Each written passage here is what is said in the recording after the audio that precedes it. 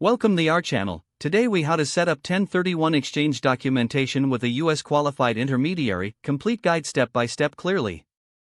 To begin, familiarize yourself with the basics of a 1031 exchange. A 1031 exchange allows real estate investors to defer capital gains taxes on the sale of an investment property. Understand that a qualified intermediary is essential for this process. Start by selecting a qualified intermediary, or QI. Research potential QIs to ensure they are reputable and have experience handling 1031 exchanges. Once you have chosen a QI, reach out to them for an initial consultation. During this consultation, discuss your investment goals and property details. Next, provide the QI with essential information about the property you plan to sell. This includes the property's purchase price, current market value, and any outstanding debts. Once you've agreed to terms, your QI will draft an exchange agreement. Review the exchange agreement carefully to ensure it meets your needs. After reviewing, sign the agreement to initiate the process.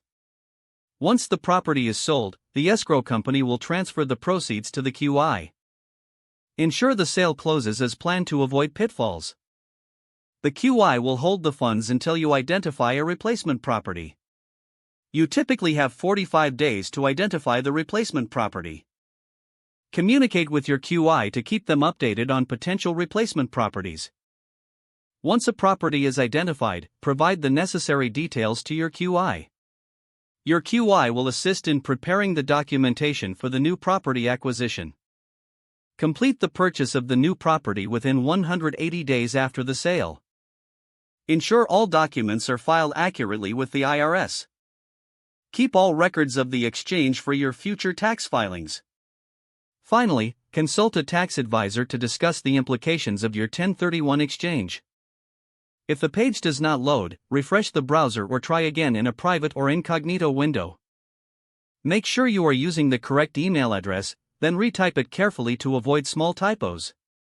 If your password is not accepted, use the reset option and create a new strong password you can remember.